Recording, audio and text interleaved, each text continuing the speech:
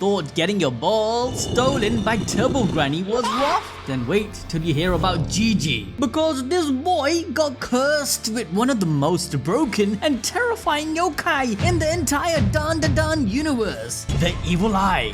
But this isn't your average shonen power-up. It's a horror series, a tragedy, a story about loneliness, guilt, and a boy who gave a monster a reason to live. So let's go balls deep into Jin Enjoji, aka Gigi. As a kid, he used to be Momo Ayase's childhood best friend and her first crush. But everything fell apart the day he mocked Momo for following her grandmother's spiritual practices. My boy crushed her feelings and then moved away with his parents into the mountains. Funny enough, Gigi also had feelings for Momo, which is why he teased her. Sadly, his antics actually just pushed her away. However, years later, they reconnect. But this reunion comes with a curse. Gigi begs Momo's grandmother, Seiko Ayase, one of Japan's top spirit mediums, for help because during his time living in the mountains, something odd was happening in his house. He was seeing shadows, felt watched. At night, a presence was pressing on his soul until he was actually confronted by a spirit and found himself seeing it everywhere he went, including in his dreams, resulting in him being sleep deprived. When he told his parents, they didn't believe him until they ended up hospitalized, sick with an unknown illness. To make matters more scary, when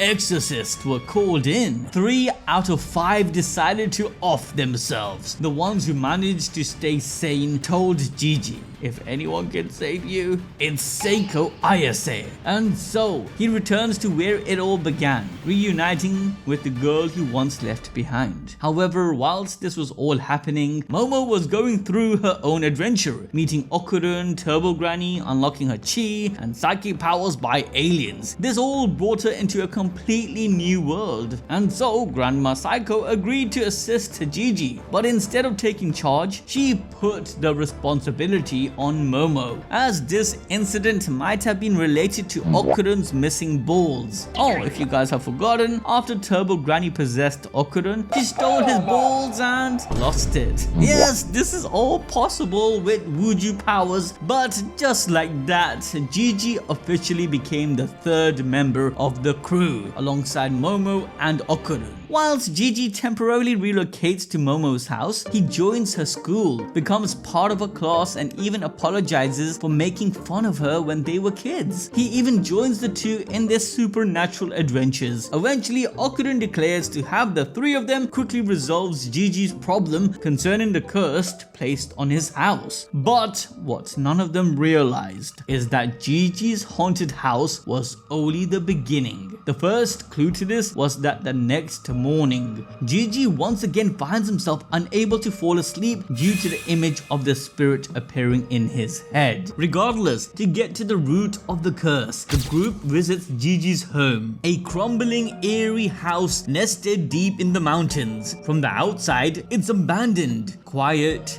dead. Using her psychic powers, Momo concludes that the spirits must be hiding as there's no trace of paranormal activity, and so they need to wait till nighttime when the spirits are more active. So whilst Momo takes the opportunity to visit the hot springs, Gigi decides to teach Okurun on how to play football. This is when they both share their feelings for Momo, but as night falls, their competition to see who likes her more is interrupted when Okurun notices an odd wall on the side of Gigi's house. After smashing it open, inside, Gigi and Okurun stumble upon a hidden room filled by ancient Afuda talisman. Feeling waves of dread spilling out, something was imprisoned. Something that should never be unsealed. Before they can act, however, they are ambushed by the Kito family, Gigi's former landlords. And we quickly find out that they are deranged cultists who worship the Tsuchinoko, a psychic cryptid that feeds on fear and manipulates human brainwaves. And guess what? This giant ass snake thingy is sealed living under Gigi's Jiji's house. The Kito family believes that through sacrifice and terror, they can appease this monster and gain control over it. And right as the duo are knocked out, the perfect sacrifice just happened to arrive. Luckily for Momo, Gigi and Okurun regained consciousness before the ritual could finish, and so they burst back into the sacrificial room and try to pull her out of the quicksand leading to where the beast resides. Their rescue mission, however, completely fails. Instead, all of them, including the Kito family, are sucked straight below where the cryptid lived. Oh, and by the way, according to Turbo Granny, this monster is not some snake deity to worship. Rather, it's actually just a Kuragari, basically a giant earthworm. But now, falling below, they come to a pit stab with many sunken houses from the ages, which is wrapped around by this gigantic Kuragari. As the gang quickly takes shelter, the monster's psychic wave hits them like a truck. Okurun begins foaming at the mouth, muttering nonsense. Momo picks up a shard of glass and tries to take her own life. It's not just fear, it's suicidal madness. And in that moment of chaos, wounded and helpless, thinks back to his parents who exhibited similar symptoms, and then rises, thinking no more. Listening to Turbo Granny's instruction, he grabs his friends, restrains them, and ties them up with his own school uniform, choosing to protect them over saving himself. However, he soon realizes that for some odd reason, this monster's psychic attack isn't affecting him at all. And we come to know why. Because being met face to face with the Sandworm, in the pitch black silence that follows, something even worse emerges. The Evil Eye, the cursed spirit who had latched onto Jiji, taking the form of a naked, grotesque, gross-looking demonic man, manifest, floating in front of them. Without a second to wait, Turbo Granny warns the gang not to look into its eye, as its gaze causes people to go insane and commit suicide. Yes, this is the exact same power of the Sandworm's psychic wave, and was the very reason why Gigi was protected. The moment it appeared, the Evil Eye cancelled out the Kuragari's psychic effect on Momo and Okurun with his curse. Now breaking free from insanity, Okurun turns turbo and smashes right through the giant worm, for it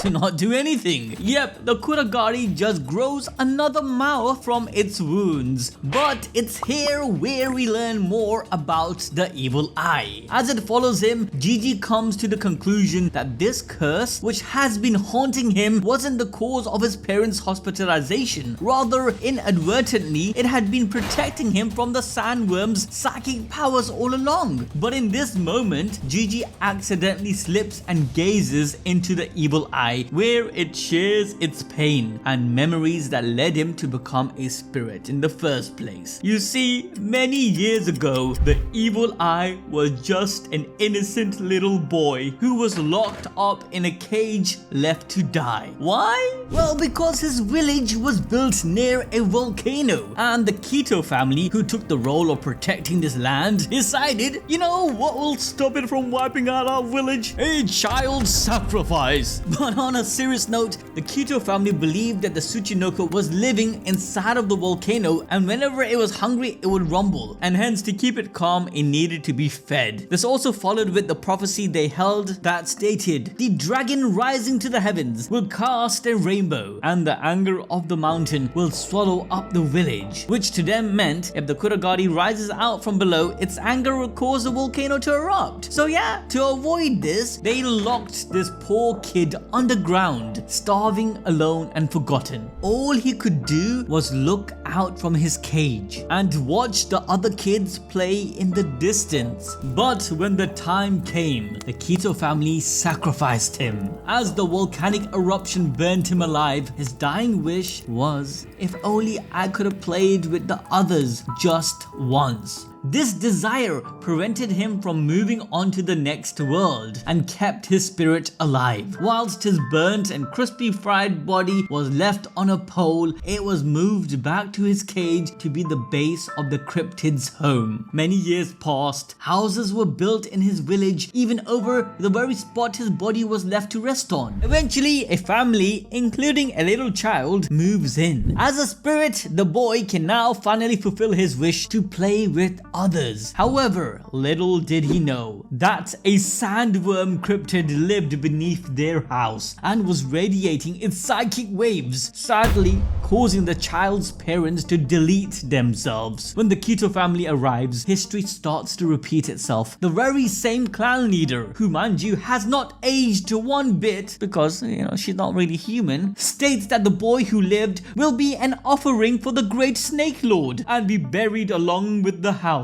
So they tie him up inside whilst they demolish it. Our young spirit, who witnesses the same tragedy happening again, desperately tries to free him, but he can't. That's when everything snaps. The spirit, full of rage, curses the entire Kito bloodline. At that moment, he merges with the sacrificial boy and becomes a vengeful yokai, the Evil Eye. A cursed entity so dangerous that just by looking at him makes people want to end it all. But it didn't just stop there. As more and more kids were sacrificed over the years, the Evil Eye's rage grew. His hatred for the Kito family expanded to all of humanity. If the world let this happen again and again, then it didn't deserve to exist. And that is how a lonely little boy who just wanted to play became one of the most dangerous yokai in existence. And the only person who saw through that rage was Jiji. The moment Momo breaks the Evil Eye's possession apart, Jiji tells her that this curse is actually a good guy and rushes to the bottom of the pit to find the Evil Eye's original's remains. Looking at his dead corpse, he thanks the Evil Eye for protecting him from the giant sandworm, and at that point his mind is taken in once again to see him as a child. Gigi tells the Evil Eye, "Let's play together for a lifetime." Little did he know this was more or less an approval, and so the Evil Eye spirit enters Gigi in a full possession. Gigi's body contorts, his face mutates, his muscles bulges, and his eyes becomes that same grotesque orb of madness. The Evil Eye has fused with him, and the results are terrifying. In a single punch, he smashes the giant sandworm, forcing it to scurry away. But he doesn't just stop there. He turns on Momo. It's the full scale of the Evil Eye's rage, who revealed that he had been waiting to fully possess Gigi's body for a long time. This was because Gigi's a prodigy and has a very high psychic aptitude that all cursed spirits alike would love to possess. And now, with his body, the Evil Eye is able to channel the full power to eradicate all humans. But before he can game end Momo, Turbo Okurun comes to the rescue. After safely shooting Momo back to the surface, he prepares his battle against the Evil Eye. And this fight truly showcased how broken the Evil Eye truly is. As though Okurun is just a child, he slaps him up and then reveals his insane power. This yokai can manifest the grudges of those sacrificed by the Kito family, shaping their resentment into physical constructs. One of his deadliest weapons is the Grudge Ball, a condensed orb of malice that the Evil Eye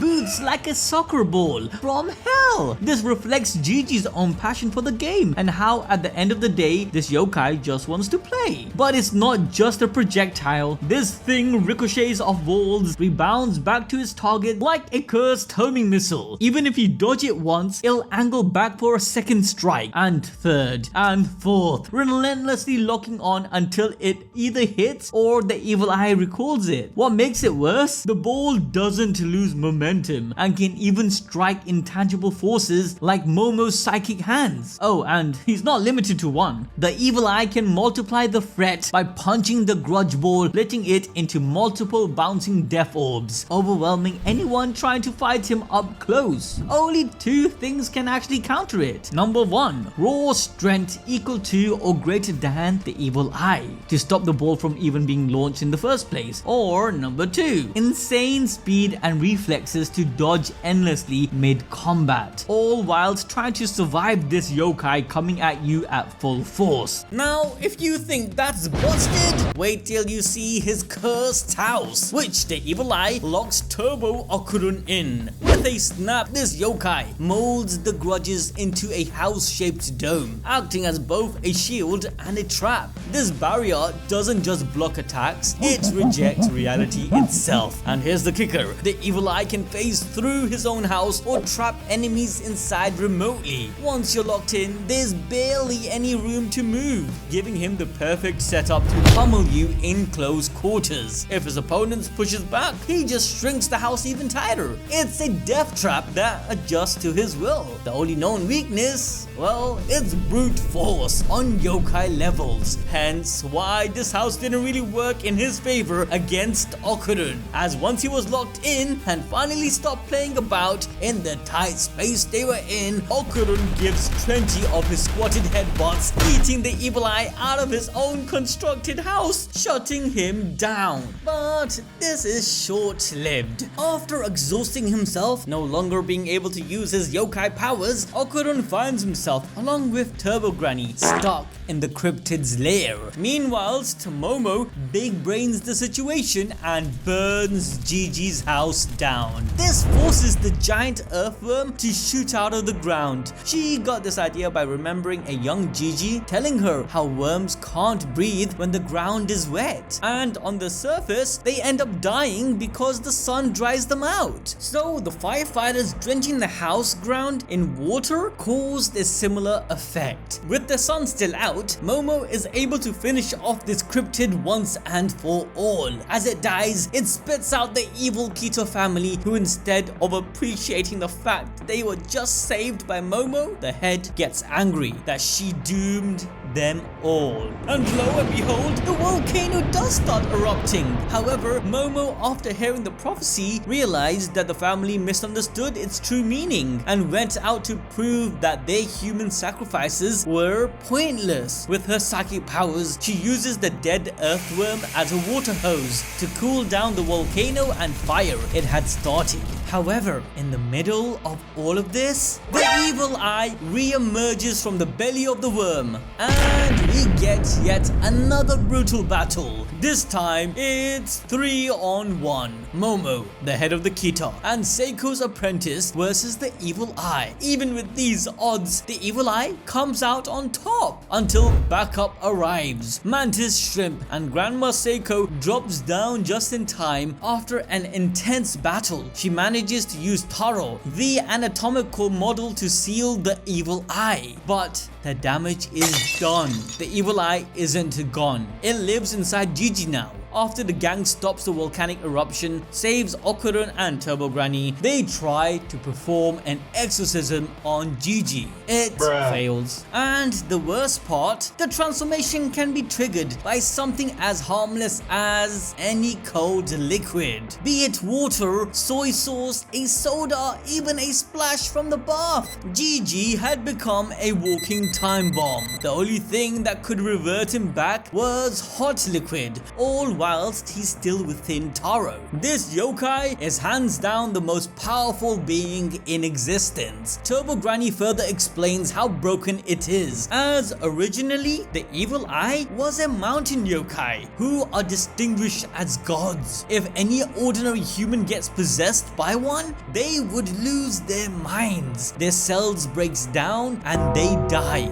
Hence why these yokais only go after powerful vessels, and Gigi is the ultimate one, an exception amongst exceptions. Currently, the evil eye who possessed Gigi is like a newborn baby, but as it grows, they will become unstoppable. This news forces Seiko to enlist the help of powerful performers. However, just as the ritual is about to succeed, Gigi yells for them to stop. Through his bond, he learned the truth. the evil eye doesn't want destruction. It just wants a friend, someone to play with. The boy had been locked away for ages with just a dream of being able to have fun with others. And now, when he was finally free, he was set to die. So with tears, Gigi begs them to stop and let him keep the promise he made to the boy who became this yokai. Grandmama Seiko calls off the exorcism and decides to trust Gigi in his request, welcoming the evil eye into their family. This decision brings everyone into a training arc. Seiko tells Gigi he has enormous talent and potential. His spiritual power is incredible, and so if he follows her training and learns how to control his chi, Gigi may be able to keep the evil eye under control.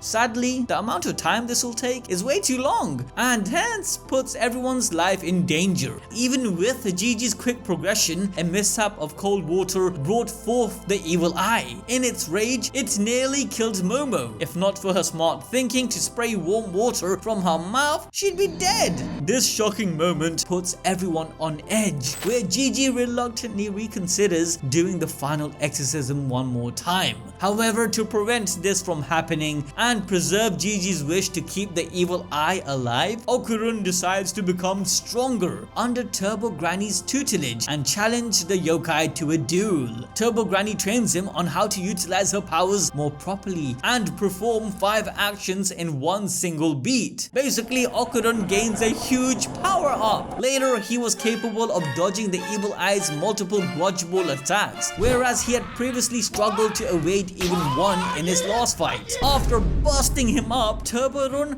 burns out, reverting back to his normal self. It's here where he reveals his big brain plan on how to control the evil eye. Okarun had always planned to make himself a playmate for the yokai. You see, deep down, it's still a child and just wants to fight because it's fun. Killing is like playing to it, hence why even after being beaten, it wants to continue fighting. Though Okarun literally can't fight any longer, he bluffs the situation, calling the evil eye weak, and there being no point until the evil eye gets stronger. It's here where for the very first time, the evil eye tries to reason and argue his way to get what he wants rather than being violent. The evil eye tells Okurun that he will become tougher so they can fight again, but Okurun's nerdy IQ lays out some conditions. First, the evil eye cannot fight anyone else but him, and second, they will only fight once a week every Tuesday after school. After some back and forth, the evil eye agrees, but before he can seal the deal,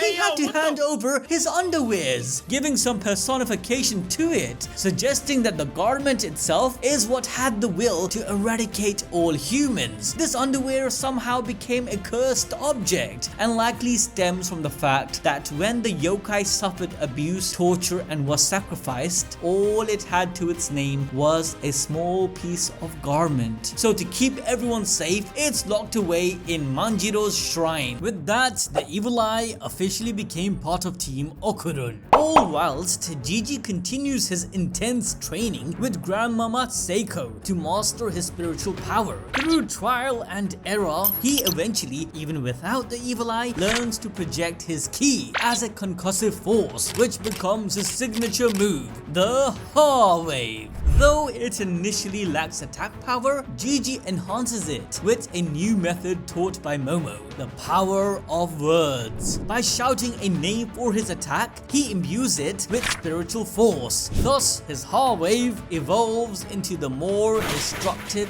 Evil Gun. From this point forward, Gigi's story becomes woven into the larger narrative. He helps in the battle against the space aliens and undergoes extreme training to defend his planet. His role is critical, and once he perfects the evil gun, Gigi makes a huge difference in overpowering multiple alien enemies. But his power-ups doesn't stop there. Remember, Gigi possesses extraordinary ki reserves, and during one brutal battle, Gigi is captured by an alien who tries to drain all of Gigi's ki by force. This was a big mistake. Gigi intentionally overloads the core's exosuit by flooding it with more ki than it could handle, causing it to malfunction and self-destruct. destruct from the inside out. That's how much energy this man is packing. But that's not all, as later against the invading space globalist, Jiji channels the evil eye's power through his ki and fuses it with spiral power, a mystical technique Seiko taught him on harnessing spiral dynamics to amplify an individual's ability. This newfound combination allowed Jiji to reach greater heights of power, capable of even breaking through alien exosuits and spiritual barriers. Eventually, Jiji allows the evil eye to take over voluntarily, no longer being just a victim, but a partner.